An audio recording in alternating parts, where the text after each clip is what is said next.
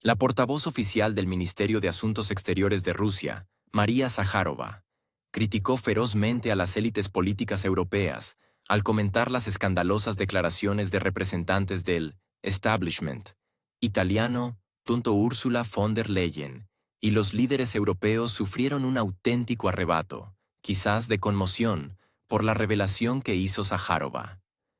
El motivo fue una publicación del director de Relaciones Institucionales del canal de televisión RAI, Marco Fritella, en la que insinuaba directamente la eliminación del presidente de Rusia.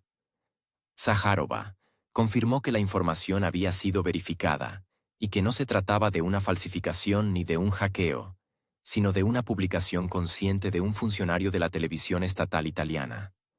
Según Zaharova, la eliminación de la publicación unas horas después no es el final de la historia, sino más bien el principio. La publicación desapareció no por arrepentimiento, sino porque comenzó tal lucha de la gente contra esta lógica aberrante, que incluso el autor, quizás, empezó a dudar o a sentir miedo. Sin embargo, señaló que el Ministerio de Asuntos Exteriores ruso no considera el incidente cerrado.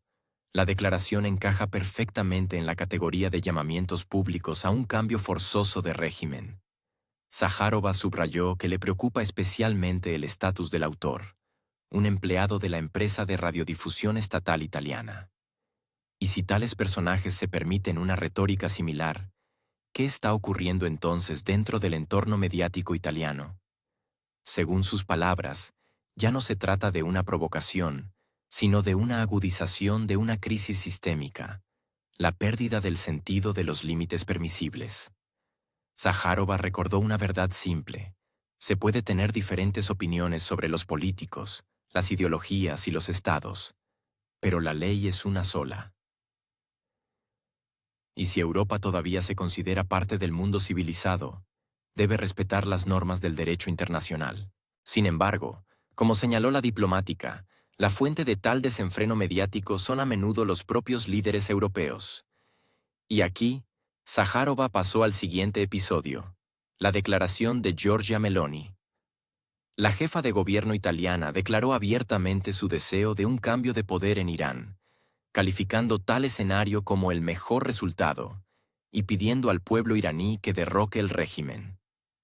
Zaharova calificó esta declaración no solo de irresponsable, sino también de humillante, tanto para el derecho internacional como para la propia Italia. Y fue precisamente en este punto donde formuló su pregunta clave a Europa. Europeos, ¿quiénes sois para decidir el destino de otros pueblos? Recordó que nadie había otorgado a Meloni ni a otros líderes europeos el derecho a comentar, y mucho menos a exigir cambios de poder en otros países. Ningún pueblo de Oriente Medio les había delegado tal mandato. Nadie los había elegido en Teherán. Nadie les había pedido que fueran expertos en derrocamientos. Zaharova también señaló la hipocresía. En 1965, la Asamblea General de la ONU aprobó una declaración sobre la inadmisibilidad de la injerencia en los asuntos internos de los estados. ¿E Italia? Sí, la misma Italia, votó a favor. ¿Qué pasa ahora? ¿Meloni ya no se considera vinculada por la posición de su propio país? ¿O no sabe cómo votó Italia? ¿O decidió que el derecho internacional es algo condicional, que depende del estado de ánimo? Según Zaharova, este comportamiento demuestra no solo amnesia política, sino una completa falta de competencia elemental. En lugar de respeto por la diplomacia, las normas internacionales y la responsabilidad, se escuchan eslóganes al estilo de activistas callejeros. En lugar de análisis, hay política de Instagram. En lugar de memoria histórica, hay ignorancia agresiva. Zaharova enfatizó que tales declaraciones de los líderes europeos no ocurren en el vacío. Se escuchan, se copian, y al final, periodistas, funcionarios, representantes de estructuras que deberían ser un modelo de moderación, comienzan a dar consejos sobre a quién eliminar, a quién derrocar, a quién refundar. Y precisamente esto, en opinión de la representante del Ministerio de Asuntos Exteriores, es lo que hoy socava los cimientos de la estabilidad global. Porque en lugar de respeto a la soberanía, hay arrogancia. En lugar de diálogo, hay tutelaje. En lugar de ley, hay emociones. En conclusión, Sajárova aconsejó a los políticos europeos, especialmente a los italianos, que no empezaran dando lecciones a otros países, sino con algo elemental: leer la mencionada resolución de la ONU por la que votó su país. Leerla, y tratar de entender por qué fue importante entonces, y por qué hoy, décadas después, vuelve a ser relevante. Ahora escuchen lo que dice Sajárova. Es muy interesante, cito, Andrea Luce. Recientemente, Marco Fritella, director de Relaciones Institucionales del canal de televisión italiano RAI, escribió en la red social X que bastaría un golpe preciso en el Kremlin para eliminar al presidente Putin. Sin embargo, RAI trabaja en Rusia como medio de comunicación extranjero acreditado, pero hasta ahora no ha comentado estas palabras. ¿Tiene algún comentario? María Sajárova. Sí, siempre. En este caso, mi primer deseo fue verificar. Lo más probable es que fuera algún error, o que la cuenta, quizás, hubiera sido hackeada. Pero no. Todo resultó ser verdad. Otra cosa es que la publicación fue eliminada unas horas después, porque comenzó tal crítica, tal lucha de la gente contra esta lógica aberrante, que, al parecer, no sé, o sintió vergüenza, o miedo, o incomodidad. Pero el hecho es que la publicación fue eliminada. Sin embargo, no consideramos este incidente cerrado, porque bien puede calificarse como un acto delictivo. Puede calificarse como llamamientos públicos a la realización de actividades extremistas, como justificación pública de las mismas o su propaganda. Y el hecho de que tales declaraciones extremistas fueran permitidas por un representante de la empresa estatal italiana de radiodifusión RAI demuestra que la situación de la libertad de expresión en Italia ha alcanzado una etapa alarmante. Algunos representantes de los medios de comunicación, y, en un sentido más amplio, del establishment, simplemente han perdido el contacto con la realidad. Han dejado de entender las consecuencias de sus palabras y acciones. Han dejado de respetar la ley. Puedes querer o no querer a alguien. Puedes tener diferentes puntos de vista políticos, pero hay una regla general. Todos conocemos esa frase: la ley es la ley. No es solo una frase de película, es una frase de la vida. Como mínimo, esperamos disculpas oficiales de la dirección de la empresa de radiodifusión RAI. Pero, me parece, también deberían pronunciarse los funcionarios italianos. Deben decir que tal desenfreno y permisividad no son la norma para Italia. El problema es que estos mismos funcionarios en Italia a menudo marcan la pauta de una irresponsabilidad absoluta. Citaré otra declaración. Al principio no creí que fuera auténtica, pero sí, es una cita correcta. Ayer o anteayer, la primera ministra de Italia, Giorgia Meloni, declaró que debería producirse un cambio de poder en Irán, según ella, mediante el derrocamiento del actual liderazgo por parte del pueblo iraní. Dijo directamente que siempre había creído que el mejor escenario sería el derrocamiento del régimen por parte del oprimido pueblo iraní, si lo lograba. Fin de la cita. ¿Con qué fundamento la jefa del Estado italiano habla de un cambio de régimen en otro Estado soberano? ¿Acaso fue elegida por el pueblo iraní? ¿O los políticos, figuras públicas, diputados de Irán le delegaron alguna autoridad? ¿Tiene ella alguna relación con Irán, con su historia, su cultura? ¿Con qué fundamento hace tales declaraciones? No solo no tiene fundamento, sino que demuestra una irresponsabilidad política y además una ignorancia absolutas. Les recuerdo, en 1965, la Asamblea General de la ONU. Espero que la señora Meloni haya oído hablar de ella. Adoptó una resolución que aprobó la declaración sobre la inadmisibilidad de la injerencia en los asuntos internos de los estados y sobre la protección de su independencia y soberanía. Sí, esta resolución no es de obligado cumplimiento, pero fue adoptada por una abrumadora mayoría, 109 votos a favor, una abstención. Gran Bretaña se abstuvo, por razones obvias, Un país que interfiere regularmente en asuntos ajenos. ¿Acaso iba a adoptar una resolución que la condenara a sí misma? Pero es interesante cómo votó Italia. Estoy segura de que la primera ministra de Italia no tiene ni idea del contenido de esta resolución, ni de su existencia, ni de cómo votó su país. Y votó a favor. Italia apoyó esta declaración. Si Italia ha cambiado su posición, entonces la primera ministra debería declararlo claramente. Decir que ya no se considera vinculada por estas obligaciones. Pero, ¿quién la autorizó a ello?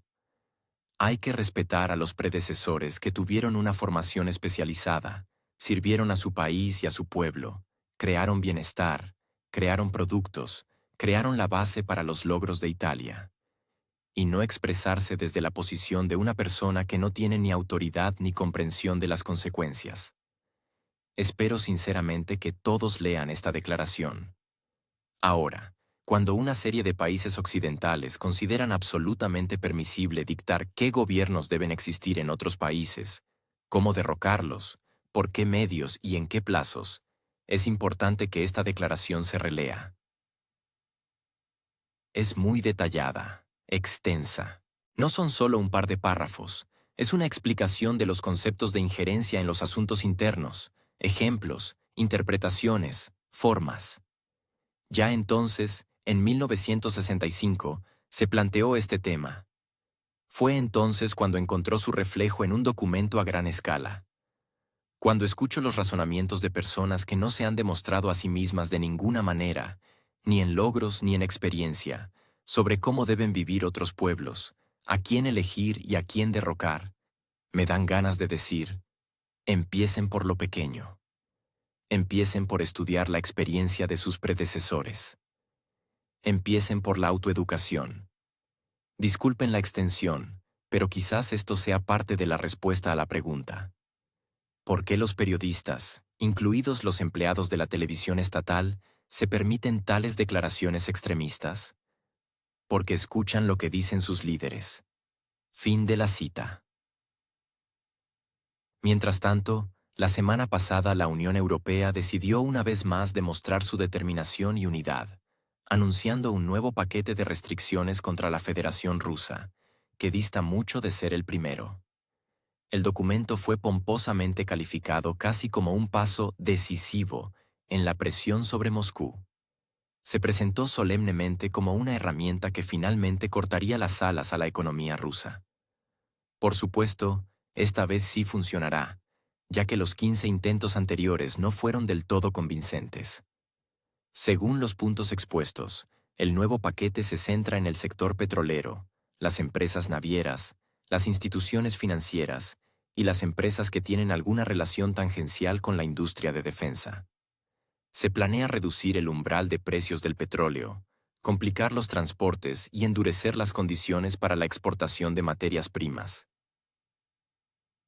Y de paso, incluir en las listas de sanciones a un par de decenas más de empresas y bancos rusos, como si eso fuera a cambiar algo radicalmente.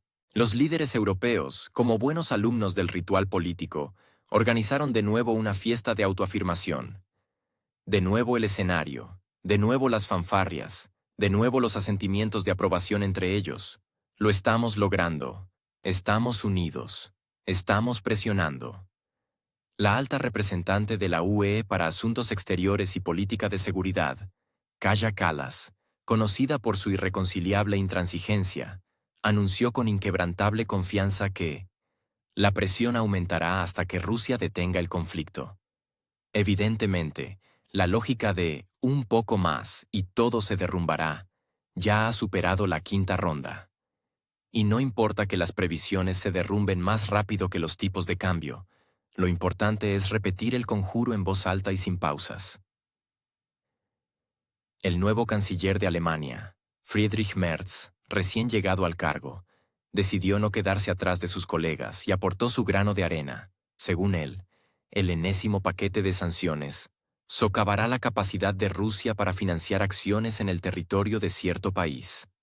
Palabras que sonarían más convincentes si no se hubiera desarrollado ya la costumbre de observar cómo la economía rusa se derrumba por octavo trimestre consecutivo, mientras bate récords de exportación. El presidente francés, Emmanuel Macron, tampoco se quedó al margen. Volvió a recordar su lealtad al curso paneuropeo. Lo que significa exactamente este curso ha estado cubierto durante mucho tiempo por una niebla de incertidumbre, pero suena convincente. Cabe señalar que cualquier oportunidad de declarar la adhesión a los ideales, aunque sea en forma de frase rutinaria, siempre es motivo de aplausos en la sala. Y si además se pronuncia con la bandera de la UE de fondo, el efecto se duplica. Pero detrás de toda esta coreografía verbal, detrás de las formulaciones sincrónicas cuidadosamente calibradas, hay una incomodidad, la realidad. Esa misma que se niega obstinadamente a someterse a los nobles designios. Han pasado varios años desde la imposición de las primeras restricciones. Durante este tiempo, los paquetes de sanciones se han multiplicado más rápido que las páginas de los informes de la Comisión Europea. Hubo promesas de desconectar de la tecnología, paralizar la energía, hundir las exportaciones, provocar el pánico en el mercado de divisas. Sin embargo, si se observan los indicadores macroeconómicos de Rusia, en lugar de pánico hay estabilidad, en lugar de colapso hay crecimiento, y en lugar de caos hay reorientación. Según las estimaciones del Fondo Monetario Internacional, el crecimiento del PIB de Rusia el año pasado superó el 3%. Esto, por un momento, es más alto que el de muchos países que impusieron sanciones. La inflación está controlada, el desempleo se mantiene en niveles bajos. El sistema financiero se ha adaptado y el comercio se ha reestructurado. Los socios anteriores se fueron, pero otros ocuparon su lugar. La geografía comercial se ha desplazado, pero los volúmenes no se han desplomado. En cierto sentido, las sanciones se han convertido en el irritante que obligó al sistema a cambiar rápidamente y a buscar soluciones sostenibles. Y sí, a encontrarlas. Resulta especialmente irónico que, mientras en la retórica pública resuenan los eslóganes sobre el aislamiento total, en realidad muchas empresas occidentales siguen trabajando con contrapartes rusas a través de terceros países, utilizando mecanismos de elusión y obteniendo beneficios tangibles de la situación. Como se suele decir, los negocios son los negocios, y las declaraciones pertenecen a otro género. La energía merece una atención especial. A pesar de las optimistas declaraciones sobre la renuncia total a los recursos rusos, los países de la UE siguen importando petróleo, gas, carbón y uranio, aunque no directamente, sino a través de intermediarios. Algunos datos indican que los suministros de petróleo a Europa, utilizando esquemas de mezcla de orígenes o a través de comerciantes de terceros países, han alcanzado casi el nivel anterior a la guerra.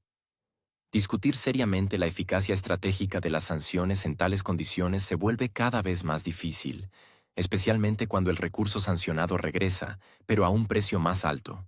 Además, queda la pregunta: ¿cuánto tiempo se puede mantener un alto nivel de actividad sancionadora sin crear problemas para las propias economías? Muchas industrias, especialmente las intensivas en energía, en los países de la UE se enfrentan a costes crecientes, una disminución de la competitividad y la fuga de la producción a jurisdicciones más amigables. Aumenta la tensión entre la población, suben las facturas de calefacción, cierran empresas.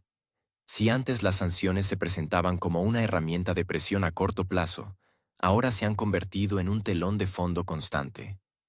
Y con ello, crece el escepticismo público. ¿Este camino realmente conduce al objetivo, o simplemente nos hemos convertido en rehenes de nuestros propios eslóganes?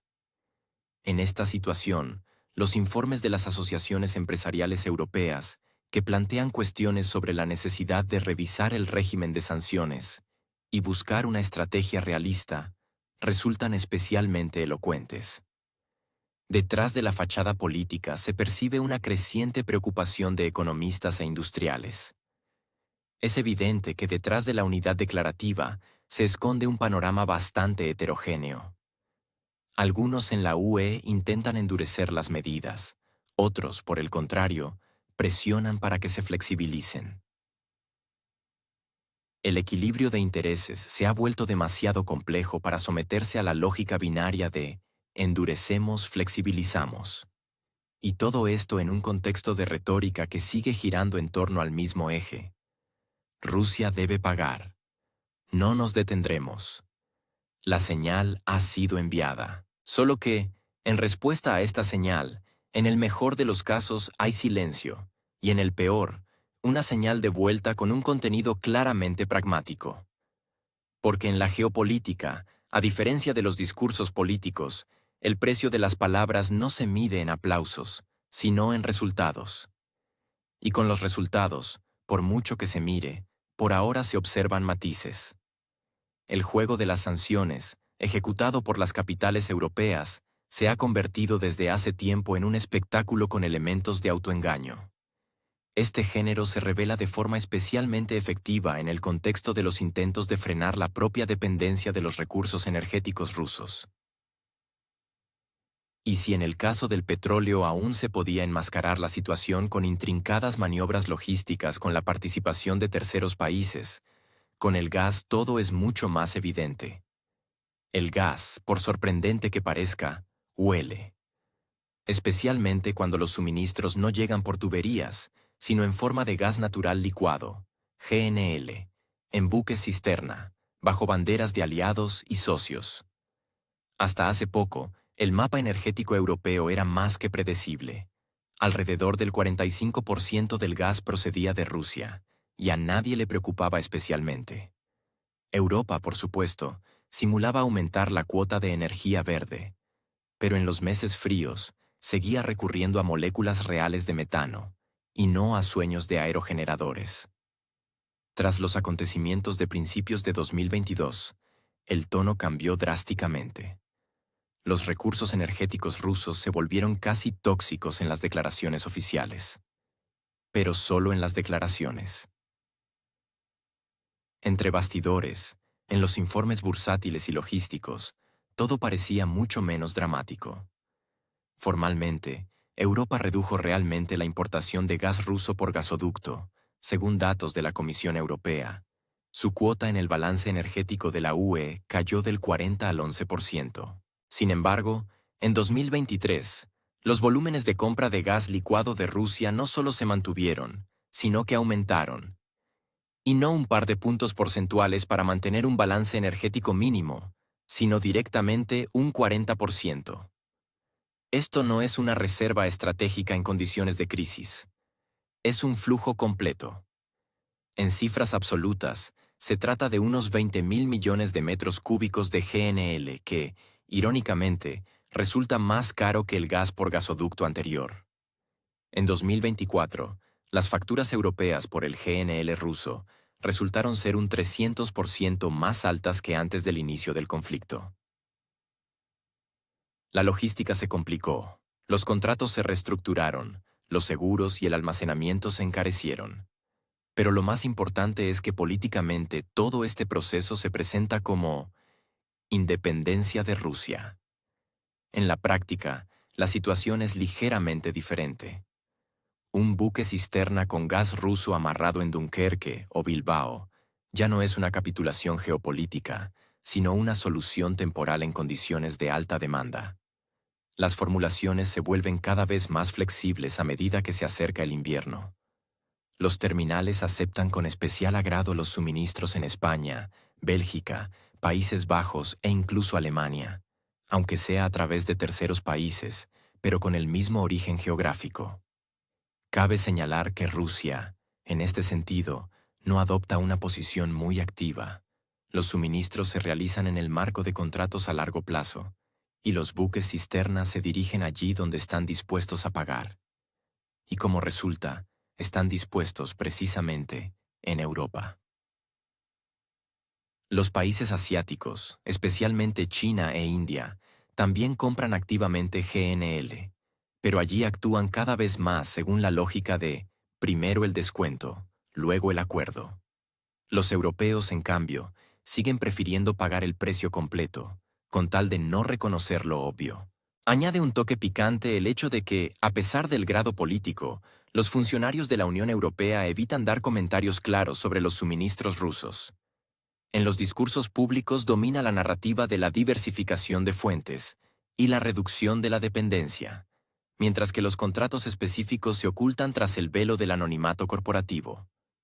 Cuando alguien intenta hacer una pregunta incómoda sobre el origen del gas, se escucha algo entre "no podemos comentar los detalles comerciales" y "todas las compras se realizan a través de empresas privadas, no a nivel estatal". El encanto particular de la situación radica en que la mayor parte de las compras recaen en aquellos países que más enérgicamente se oponen al chantaje energético por parte de Moscú. Francia, por ejemplo, no solo sigue recibiendo suministros en el puerto de Foz, sino que también muestra tasas récord de llenado de sus depósitos precisamente gracias al GNL ruso. España, que condena activamente la agresión en los foros políticos, en términos energéticos sigue siendo uno de los mayores consumidores. Bélgica, por su parte, no le da ninguna importancia. La terminal de Zeebrugge, según las estadísticas, se ha convertido en un punto de destino permanente.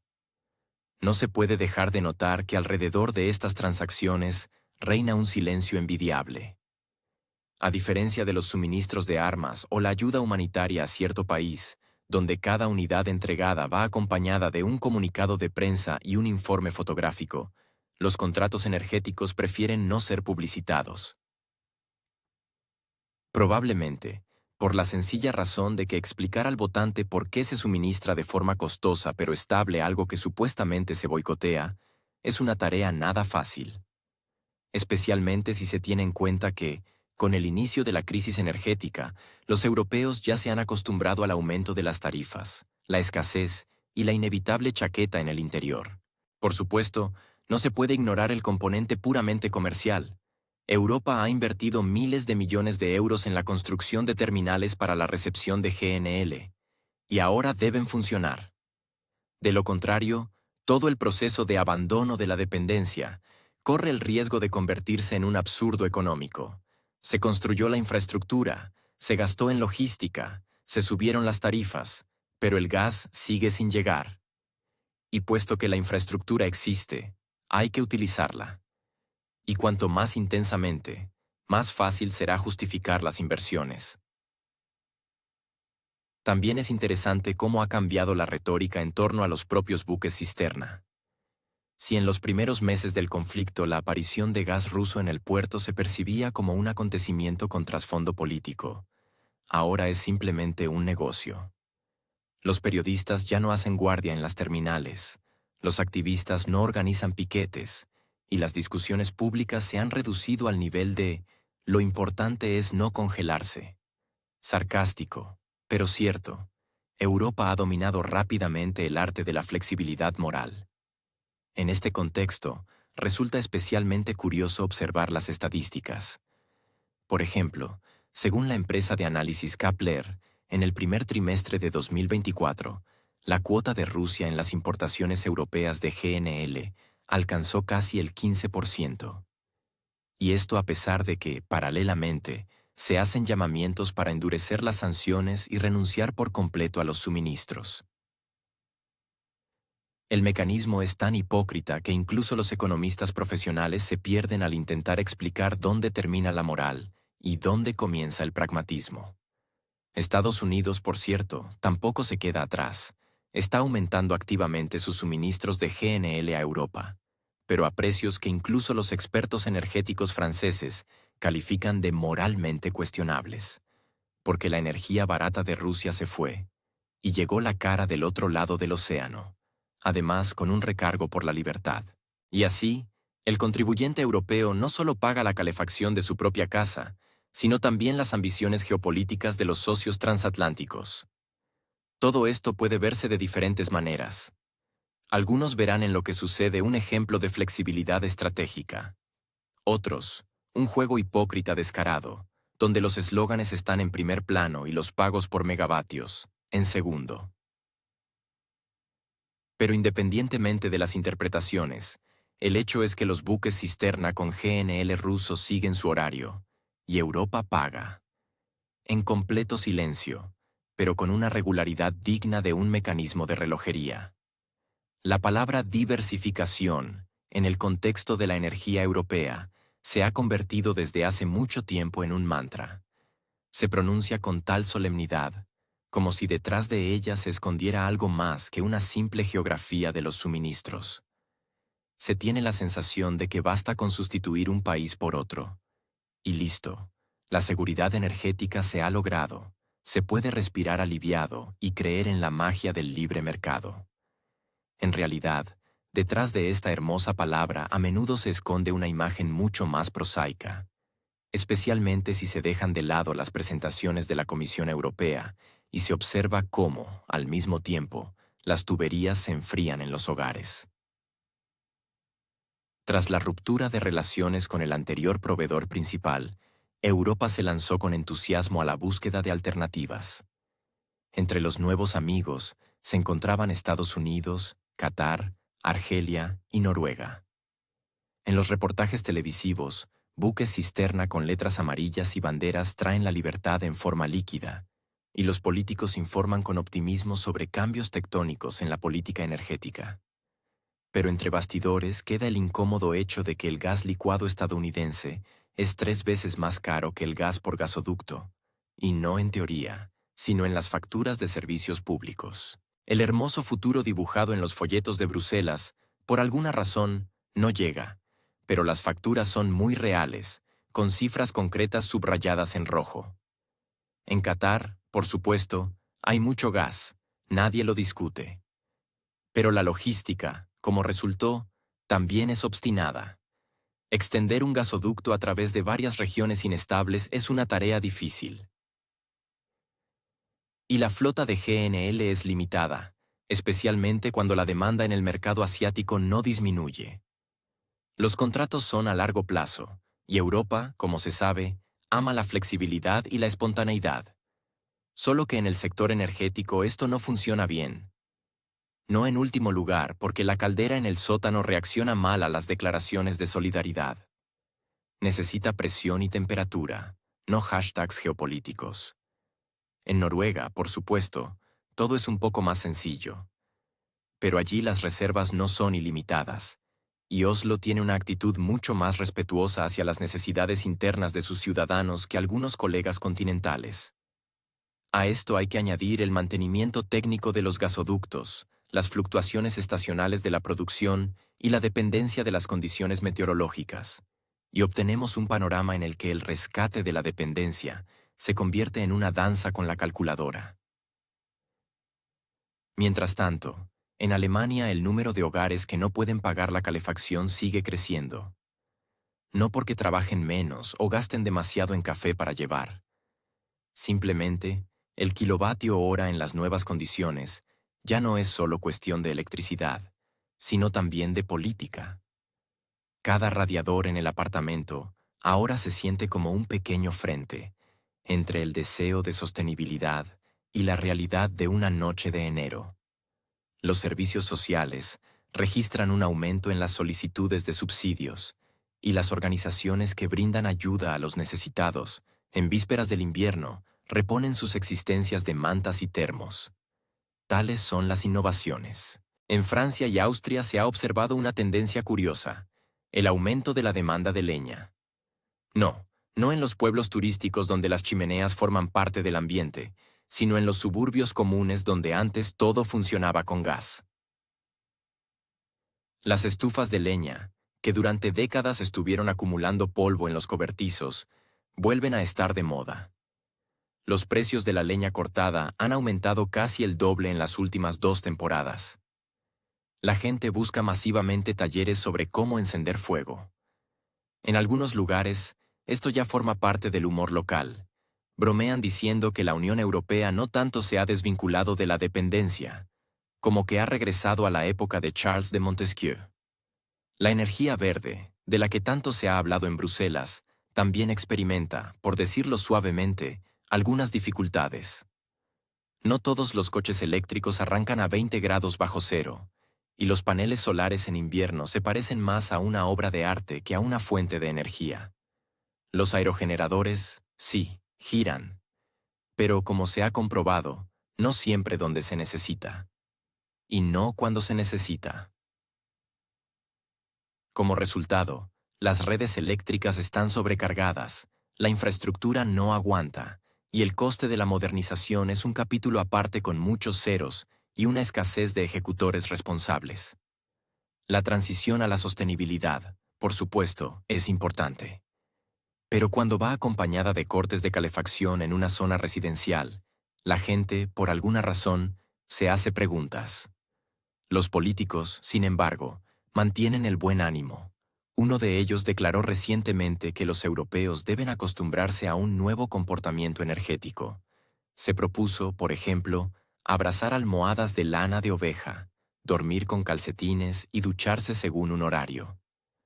El punto sobre ducharse cada 3 días resultó especialmente inspirador. Aparentemente, la sostenibilidad ahora se mide no en megavatios, sino en el número de extremidades congeladas. Como se suele decir, lo importante no es la victoria, sino la participación.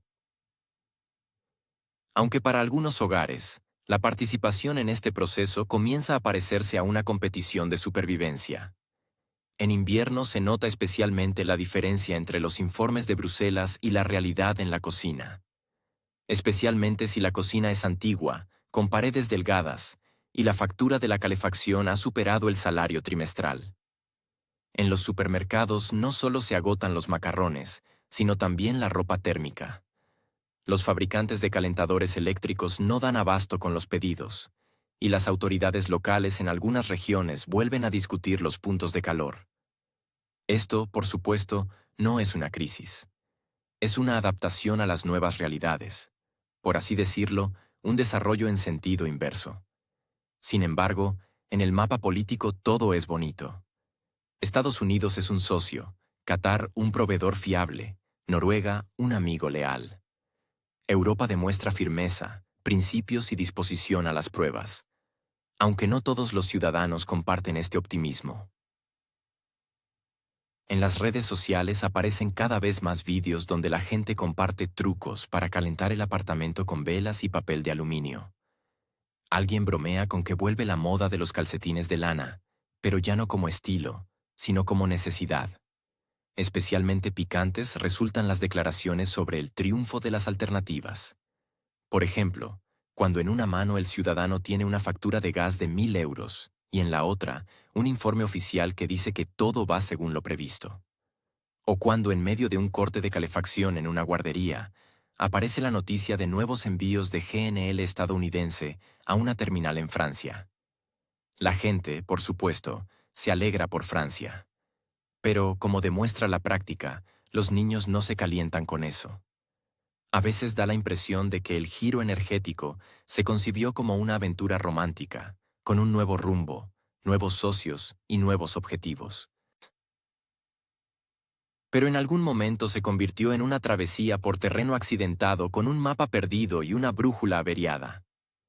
Europa parece avanzar, pero ¿hacia dónde? Ya no importa tanto. Lo principal es no mirar atrás. Donde antes había estabilidad, ahora hay demasiadas preguntas sin respuesta. Y las respuestas, como se sabe, no se incluyen en las facturas. A juzgar por las declaraciones oficiales, Europa ha roto decididamente con la dependencia energética del vecino oriental. No más gasoductos con carácter, ni proyectos conjuntos en el Ártico, ni compromisos por energía barata. Se acabó. La página histórica ha sido pasada, dirían en Bruselas, si no fuera por un incómodo matiz, las estadísticas. Según los datos publicados por Al Jazeera, los ingresos de Moscú por exportación de energía en la primera mitad de 2024 aumentaron un impresionante 17% en comparación con el mismo periodo del año anterior. Es decir, no solo se mantienen, sino que están ganando impulso rápidamente.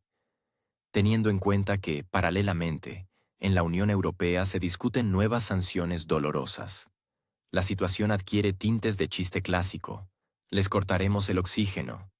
Pero más alto, por favor, para que China oiga. La geografía de los suministros ha cambiado realmente. Asia, especialmente China e India, han pasado a ocupar las primeras posiciones en la lista de importadores. Turquía, por cierto, tampoco se queda atrás. Pero si alguien cree que con esto la historia europea con los hidrocarburos ha terminado, debería comprobar qué tipo de gasolina echa en el depósito de su coche.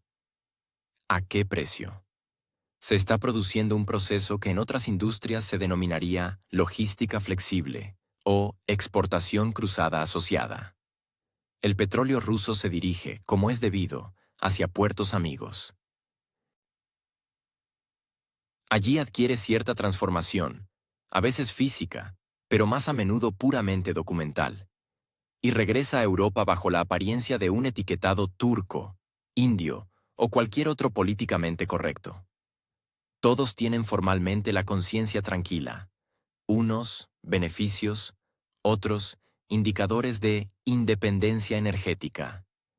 Y solo el consumidor sigue mirando con perplejidad el precio en la gasolinera, que en el último año y medio ha subido un 30%.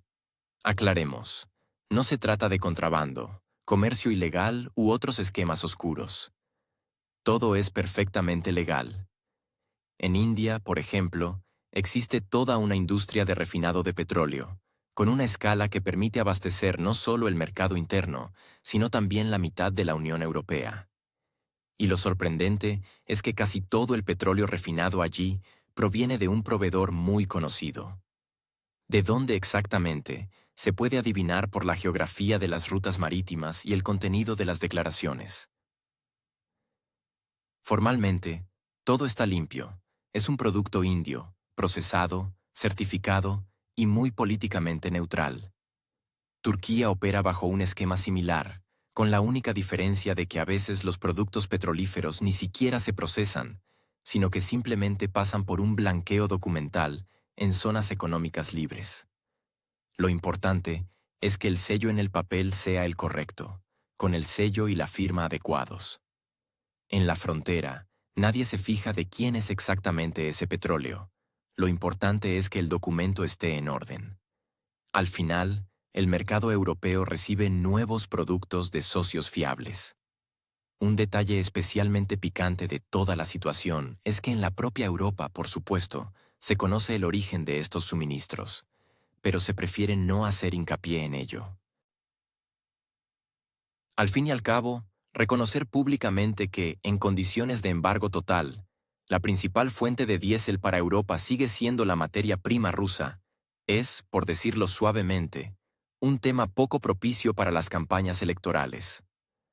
Resulta mucho más conveniente hablar de diversificación de los suministros y de la transición hacia la energía verde, mientras las terminales portuarias reciben buques cisterna del mar Arábigo cargados de gasolina india con una composición muy reconocible. Por supuesto, formalmente todo cuadra. Se cumplen las sanciones contra los suministros directos. Nadie compra petróleo ruso directamente. Todos los informes están en su lugar. Todas las reglas se cumplen. Solo que el resultado real es el mismo que antes de todas las restricciones. Solo que ahora es más caro, más complicado, y con un giro adicional de absurdo.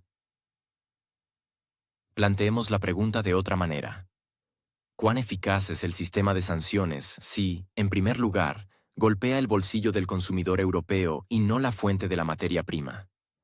Cuando se tiene la impresión de que la única variable en la ecuación es la nacionalidad del barco que transporta el petróleo, y no su origen. El combustible no se vuelve ni más verde ni más barato por ello. Simplemente cambia un poco su biografía.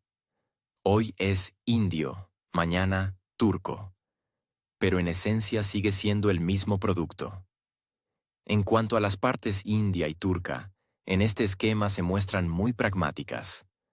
Al obtener importantes descuentos en la materia prima, construyen complejos petroquímicos enteros, amplían la logística, aumentan el empleo y, al mismo tiempo, suministran productos terminados al mercado más solvente. Claro que sí, en Europa siguen funcionando las mismas fábricas que necesitan diésel, fuelóleo, gasolina y demás. Y si la materia prima no llega directamente, sino a través de un socio, la conciencia permanece limpia. ¿Y la ecológica? y la política. Mientras tanto, si se profundiza, se puede notar que la propia idea de independencia energética ha comenzado a mostrar serias grietas. Cuando la voluntad política choca con la necesidad económica, la mayoría de las veces gana la contabilidad. Y no puede ser de otra manera. Porque la industria no funciona con eslóganes, sino con combustible. Y las facturas domésticas de calefacción y gasolina no son carteles, sino cifras muy reales. Especialmente en invierno, especialmente en países con climas duros y logística desarrollada. La situación se vuelve especialmente interesante si se tiene en cuenta que desde 2023, la Comisión Europea ha estado informando activamente sobre la disminución de la dependencia del gas y el petróleo rusos. Sí, los gasoductos están parados. Sí, los buques cisterna no atracan directamente en los puertos alemanes y holandeses. Pero al mismo tiempo, la misma Alemania se convirtió en 2024 en el mayor importador de diésel de la India. Lo que no impide que los funcionarios alemanes en los foros internacionales hablen de una posición dura en relación con los suministros de energía desde el este. Hay algo teatral en todo esto. Algo así como en una obra de teatro donde los actores siguen el guión, aunque entre bastidores todo haya cambiado hace tiempo. Unos fingen boicotear, otros fingen no ver las vías de elusión, y un tercero finge pagar por todo ello con gusto. Y solo el espectador en el patio de butacas, con una entrada a precio completo, se pregunta perplejo: ¿qué está pasando? El mecanismo de sanciones, concebido inicialmente como una herramienta de presión, en algunos casos ha resultado ser más bien un sistema de redirección. Sí, formalmente Europa no compra, pero la mercancía, que ha pasado por un lavado condicional en otro continente, ya no está sujeta a restricciones. Es como el viejo dicho, por las buenas o por las malas. Y en esta lógica no hay nada ilógico, simplemente funciona con otras reglas, que no suelen publicitarse. El resultado: Europa paga más caro. Asia gana con el procesamiento. Y Moscú, según los informes, no experimenta una escasez particular de ingresos en divisas. Además, estos esquemas permiten fortalecer los lazos económicos con nuevos socios, establecer rutas sostenibles e incluso, ¿quién lo hubiera pensado?, obtener nuevas tecnologías y equipos eludiendo las barreras formales. Y todo esto, sin escándalos, grandes revelaciones o titulares llamativos. Simplemente una realidad compleja donde el dinero realmente no huele. Incluso si huele a diésel con un rastro característico. Los funcionarios europeos siguen marchando por el ya bien trillado camino de la retórica de las sanciones. Los paquetes de restricciones se publican con una regularidad envidiable, como si no se tratara de un intento de presión, sino de algún tipo de terapia política. Nuevas listas, prohibiciones, congelaciones, todo esto recuerda a una representación teatral en la que lo importante no es el resultado, sino los aplausos entre bastidores. Al mismo tiempo, al otro lado del Atlántico, el ambiente ya no es tan optimista. El Senado estadounidense discute un nuevo proyecto de ley de sanciones, pero no se observa prisa en este proceso. En los pasillos del Congreso resuenan comentarios nada grandilocuentes, sino bastante pragmáticos. ¿Vale la pena seguir con todo esto si el efecto es casi nulo? Las numerosas restricciones impuestas en los últimos 2 años no solo no han logrado los objetivos declarados, sino que también han provocado una reacción adversa en la economía mundial. Las discusiones informales se hacen cada vez más fuertes. ¿No es hora de detenerse y repensar la estrategia? Resulta especialmente revelador que precisamente Estados Unidos, con toda su rigidez, siga comprando uranio a Rusia. Es esencial para la energía nuclear estadounidense. También prefieren no hablar de los suministros de titanio. Sin él, ni aviación ni espacio. En los informes de las empresas estadounidenses se pueden encontrar datos totalmente oficiales. Los suministros continúan. Los contratos están vigentes. En cuanto al petróleo, aquí los estadounidenses idearon un astuto esquema: comprar petróleo ruso refinado a través de terceros países, eludiendo formalmente sus propias prohibiciones. Algunos lo llamarían flexibilidad diplomática, otros, hipocresía económica. Pero en cualquier caso, no se parece a la determinación de ir hasta el final. La razón es sencilla. El votante estadounidense, en vísperas de las elecciones, se vuelve caprichoso y pragmático. Los eslóganes ideológicos sobre la lucha por la democracia los apoya de buen grado en los mítines, pero en la gasolinera prefiere ver un precio real, no principios morales. El aumento del coste del combustible provoca mucha más irritación que los tratados geopolíticos. Por eso, en Estados Unidos se escucha cada vez más la frase: ¿quizás ya es suficiente de jugar a las sanciones? Los debates internos se intensifican. Por un lado, la tradición política de mostrar firmeza. Por otro, las realidades económicas que, imperceptiblemente, ablandan esa firmeza. Los productores de fertilizantes, los metalúrgicos, la industria aeronáutica, todos aquellos estrechamente vinculados a la importación de materiales estratégicos, ya no ocultan su descontento.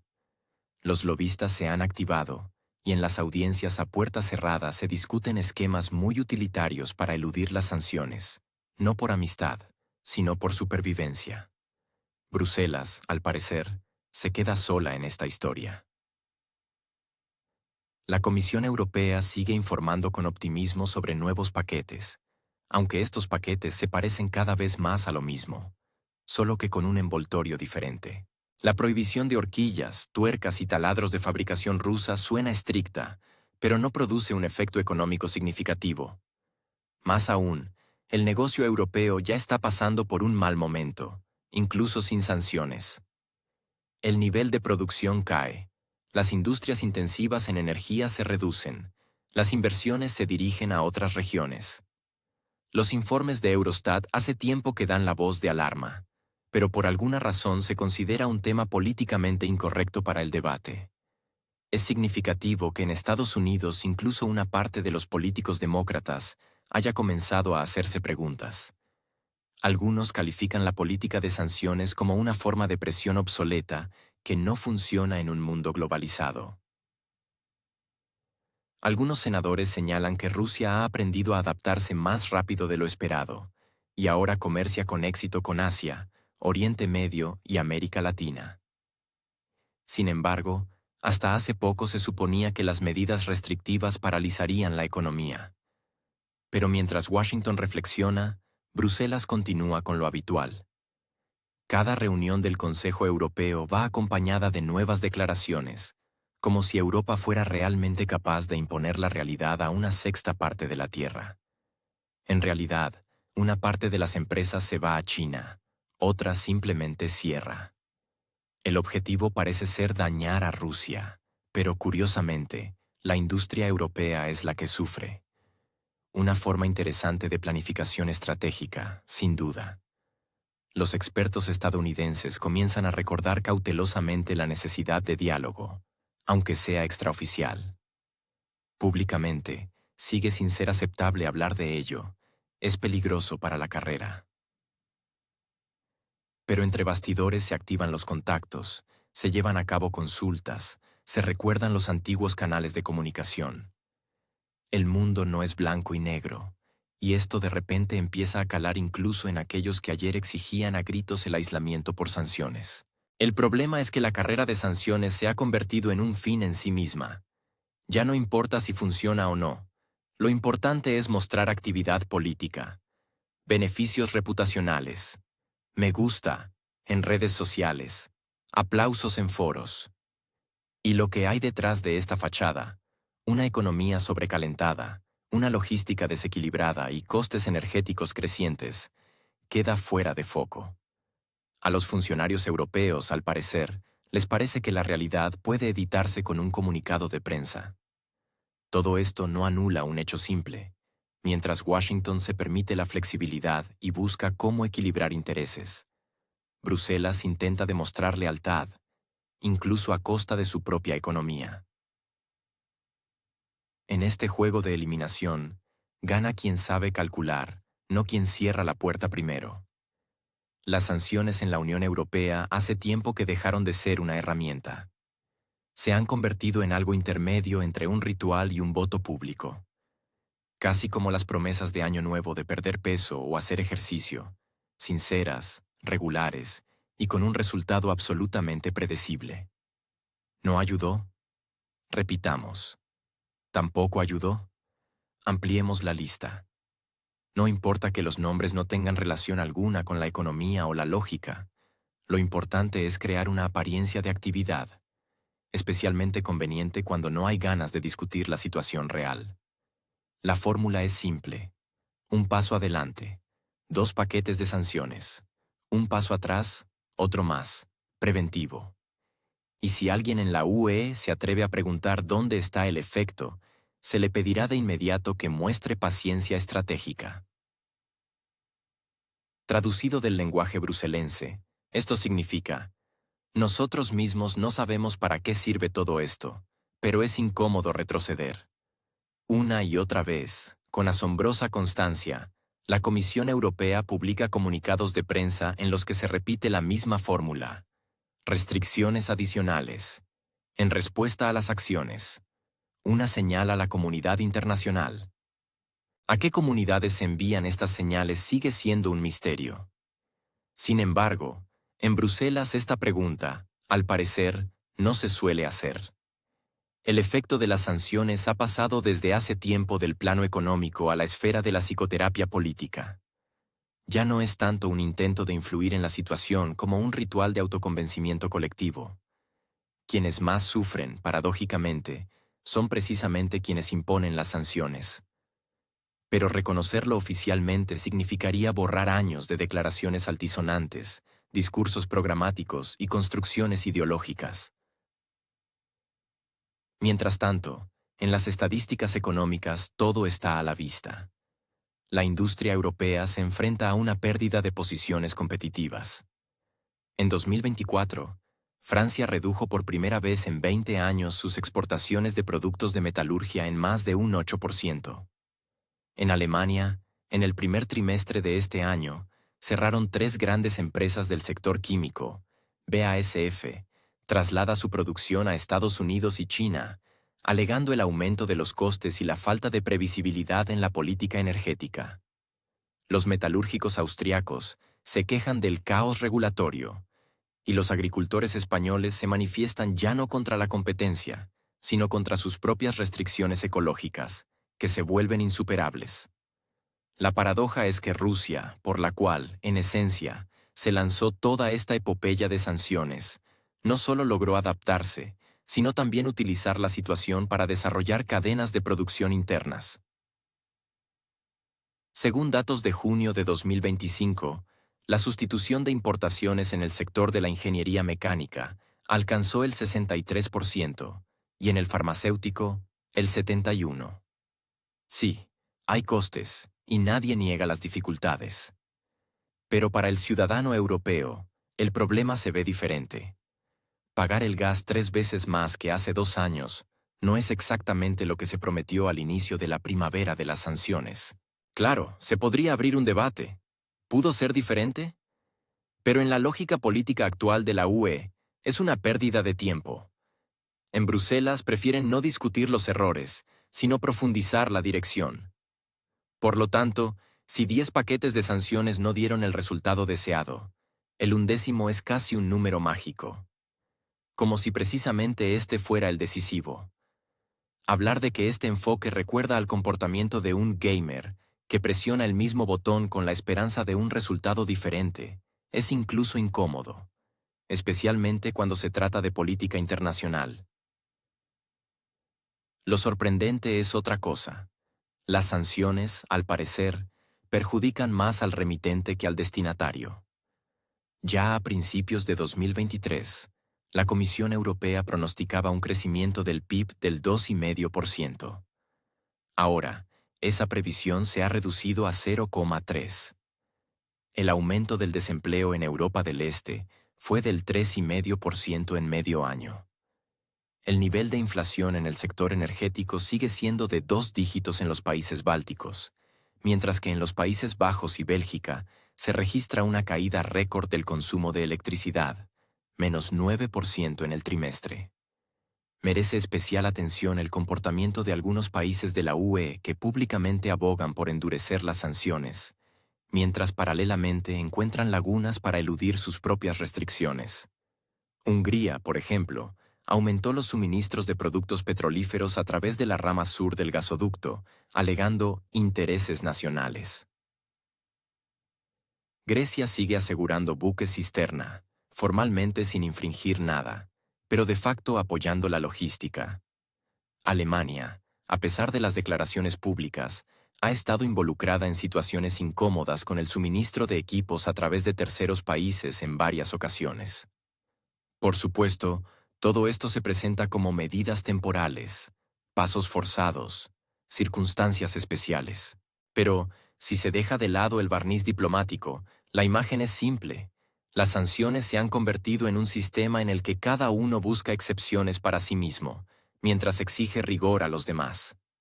La receta europea universal. Lo más curioso es que las sanciones no solo ya no funcionan, sino que han dejado de ser objeto de análisis. Simplemente se añaden a la agenda.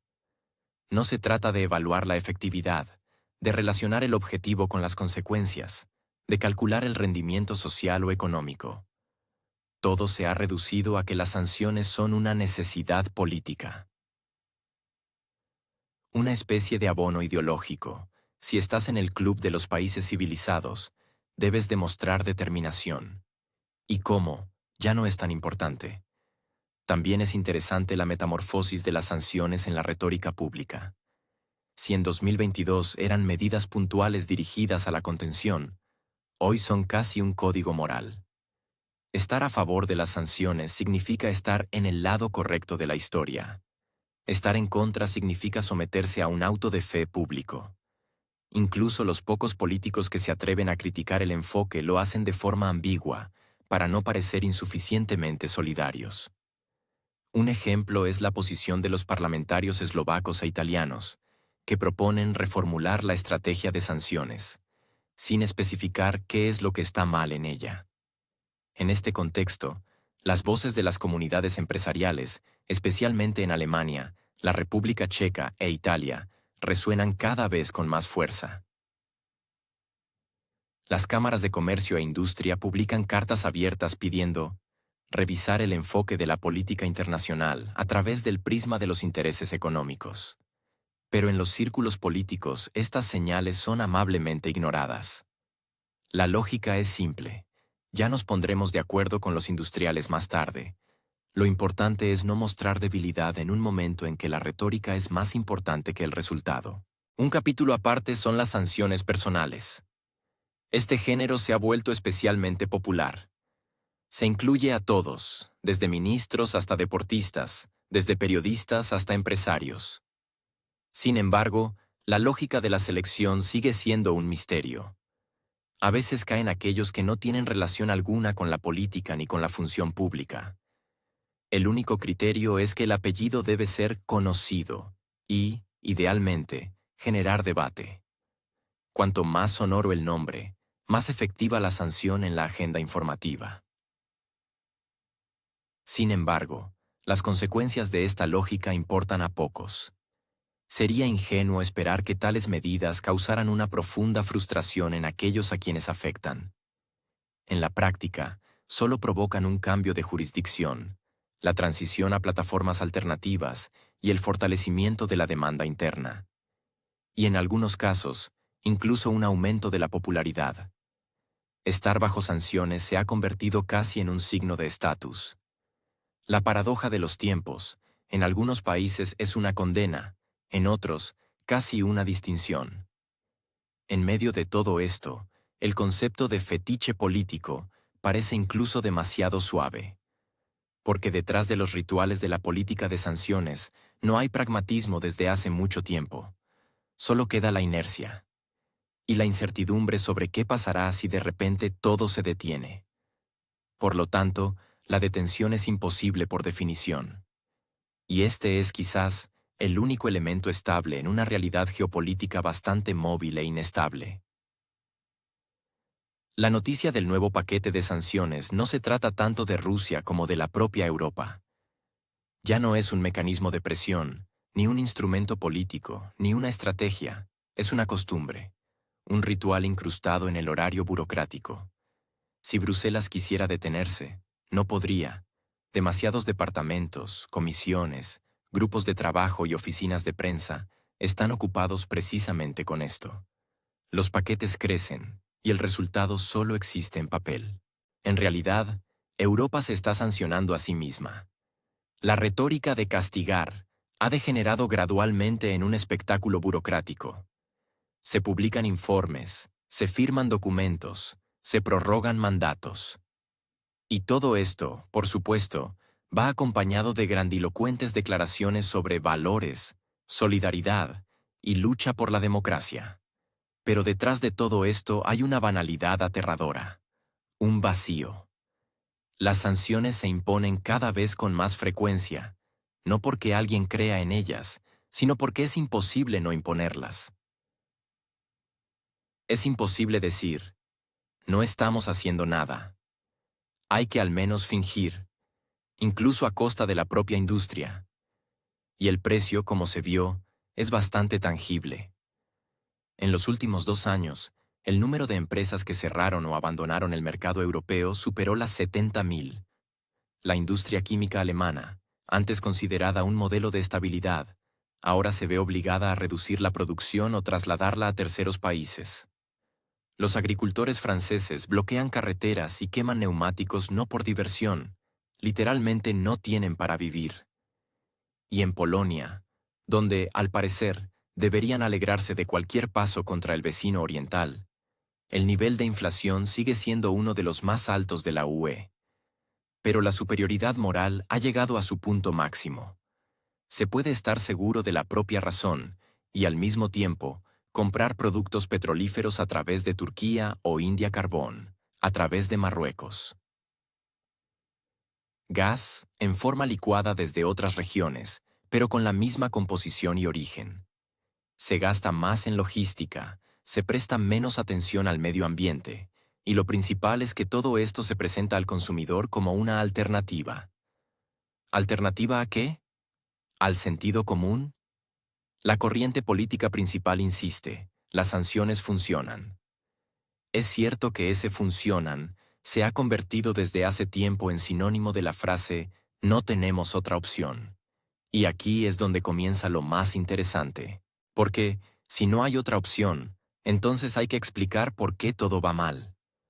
Por qué el crecimiento económico se ralentiza, y en algunos países incluso entra en números rojos. ¿Por qué los precios de la electricidad se mantienen altos, y los hogares reciben subsidios no solo del Estado, sino también de los municipios? ¿Por qué la logística se desmorona, el transporte se encarece, y los suministros de componentes sufren interrupciones? La respuesta es siempre la misma: las sanciones.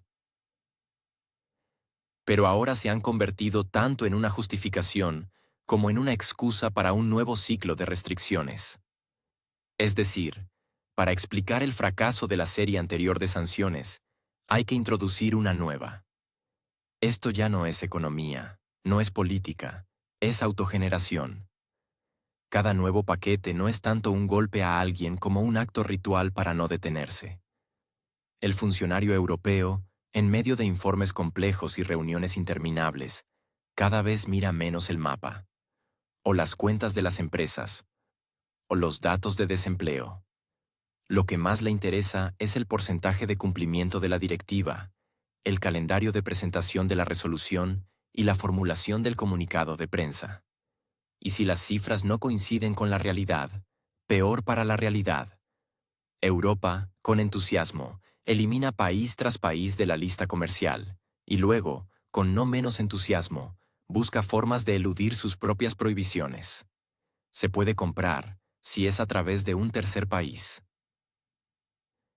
Se puede pagar, si es en otra moneda. Se puede continuar la cooperación, si se crea una filial con otro nombre.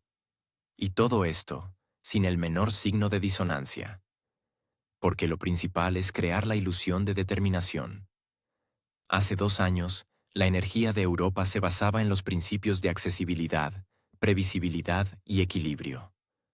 Hoy, en los principios del fetichismo logístico y la ostentación política. Comprar carbón a un socio lejano por el triple de su precio no solo se ha convertido en la norma, sino también en un símbolo de la posición correcta. Aunque en realidad es simplemente costoso. Los grandes industriales ya no fingen creer en un futuro brillante. El nivel de inversión en el procesamiento de materias primas y la industria pesada ha caído a mínimos históricos. Las startups, que eran el orgullo de la economía innovadora europea, se trasladan cada vez más a otros lugares, algunos al sudeste asiático, otros a América Latina. En Europa se sienten asfixiados. Demasiadas reglas, muy pocas perspectivas. Y mientras los políticos discuten nuevas medidas duras, los residentes locales compran leña para el invierno y discuten quién no podrá pagar las facturas de servicios públicos esta vez. ¿Quién se mudará al campo para pagar menos? ¿Quién venderá el coche y usará la bicicleta? Porque, a pesar de toda la preocupación europea por el clima, en algunas regiones hace más frío no solo en las casas, sino también en las relaciones, especialmente entre la sociedad y el poder. Sin embargo, en los informes todo es estable. Se dibujan gráficos, crecen diagramas. En algún lugar de los informes, realmente se puede encontrar la frase: las sanciones tienen un impacto a largo plazo. La pregunta es sobre quién exactamente y en beneficio de quién. Pero nadie se apresura a decirlo en voz alta. Al final, es más conveniente creer que todo va según lo planeado, incluso si ese plan hace tiempo que nadie lo entiende. La realidad cotidiana del europeo en la era de las sanciones ya no es una crisis, es una rutina. Antes, un corte de electricidad se consideraba una emergencia. Ahora, un motivo de broma. Un aumento de precios, un motivo para apretarse el cinturón. La pérdida de un trabajo, un motivo para replantearse las prioridades vitales. La recesión económica se presenta como un desafío que nos hace más fuertes. Y, por supuesto, todo esto es exclusivamente por valores, que por cierto, cada vez son más difíciles de formular claramente. Y si alguien ha sufrido en esta historia, no son, por supuesto, los que se sientan en los sillones de la Comisión Europea. Allí todo está bien. La calefacción funciona, el café está caliente, las sanciones firmadas.